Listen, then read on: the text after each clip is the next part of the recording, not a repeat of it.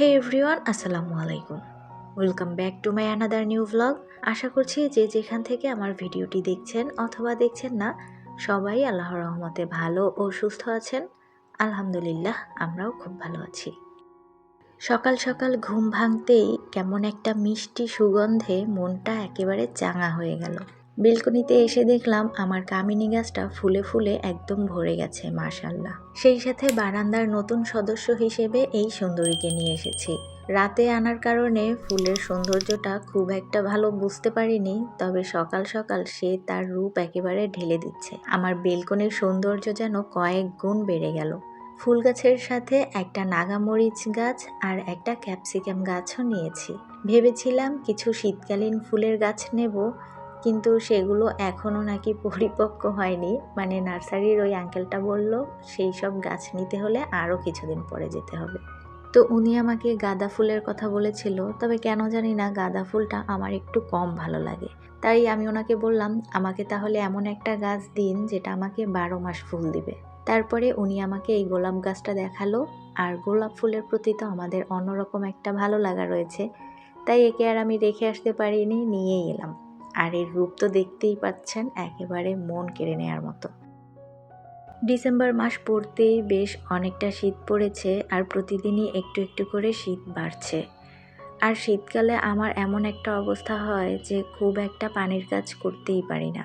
একটু বেশি সময় ধরে পানির কোনো কাজ করলেই কেমন ঠান্ডা লেগে যায়, কাশি হয়, নাক বন্ধ হয়ে যায়। এর জন্য বাড়তি কোনো কাজই তো করতেই পারি না, যেটুকু না করলেই নয় শুধু ওইটুকুই করি। কিন্তু এভাবে আর কতদিন চলা যায়। বেলকনিটা বেশ নোংরা হয়েছে, সেই সাথে গাছের পাতাগুলোতেও অনেক ধুলো জমেছিল। দেখতে একদমই ভালো লাগছিল না, তাই আজ বসেই পড়লাম যে বেলকনিটাকে আর সেই সাথে গাছগুলোকেও পরিষ্কার করব। তো দেখুন, একটু স্প্রে করে মুছে নেওয়ার পরেই গাছের পাতাগুলো কত সুন্দর গ্লো করছে। শীতকালে যেহেতু গাছে খাবার দেওয়া যায় না, তাই এই সব ছোটোখাটো পরিচর্যা করেই গাছগুলোকে ঠিক রাখতে হয়। এই শীতে আপনাদের বাগানের কি অবস্থা, কিভাবে পরিচর্যা করছেন সেটা কিন্তু আমাকে অবশ্যই কমেন্ট করে জানাবেন। গতকাল বের হওয়ার উদ্দেশ্য গাছ কেনা হলেও গাছের পাশাপাশি আরও কিছু টুকটাক জিনিস কেনা হয়েছে। আসলে বাসায় যেহেতু সারাদিন আমি একাই থাকি, হুটহাট ক্ষুধা লেগে গেলে সবসময় তো কিছু বানিয়ে খেতে ইচ্ছা করে না। এই জন্যে একটু রেডি খাবারও রাখতে হয়, তাই কিছু চিপস, বিস্কিট এগুলো নিয়েছি। আর এই বিস্কিটটা আমি প্রথমবার নিলাম, এর আগে কখনো ট্রাই করিনি, জানি না কেমন লাগবে।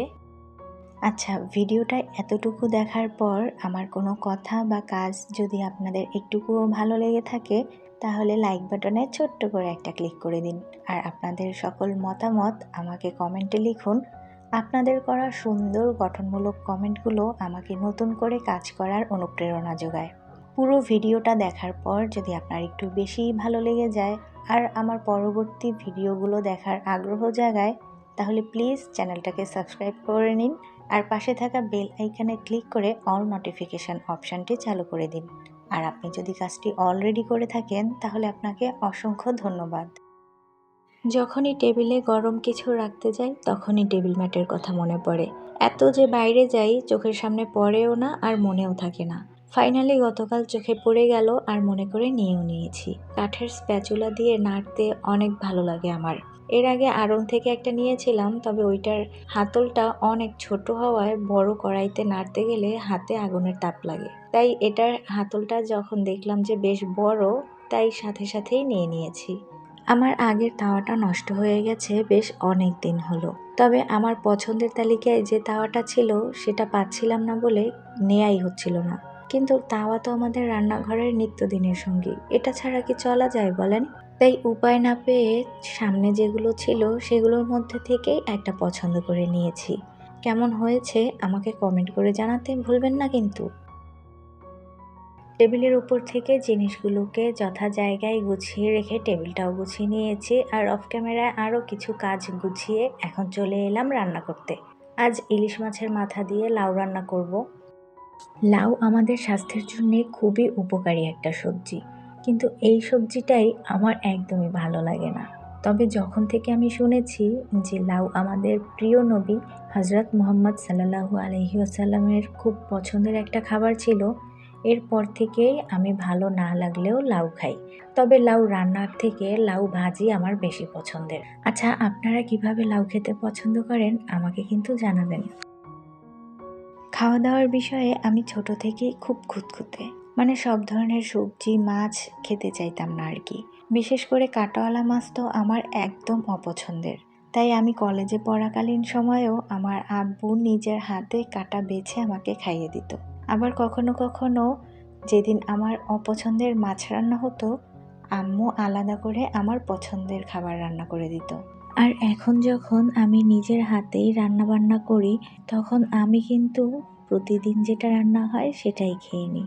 আলাদা করে নিজের পছন্দ মতো রান্না করতে যাই না। আসলে অন্যান্য সকল বিষয়ে আমাদের পছন্দ মিলে গেলেও এই খাওয়া দাওয়া নিয়ে দুজনের পছন্দের তালিকা একদম বিপরীত। আমি যা যা খেতে পছন্দ করি সেই সবই তার অপছন্দের, আর তার পছন্দের খাবারগুলো আমার একদমই ভালো লাগে না। তবে হ্যাঁ, উনি কিন্তু আমার পছন্দের প্রতিও যথেষ্ট প্রায়োরিটি দেয়। তাই বাজার করার সময় কিছু জিনিস তার পছন্দ মতো আর কিছু জিনিস আমার পছন্দ মতো কিনে থাকে। তবে একটা কথা কি জানেন, আমার কিন্তু তার পছন্দ মতো রান্না করতেই বেশি ভালো লাগে। মাঝে মাঝে বিয়ের আগের আমি আর পরের আমির মধ্যে পার্থক্যগুলো দেখলে আমি নিজেই অবাক হয়ে যাই। কতটা বদলে গেছি আমি।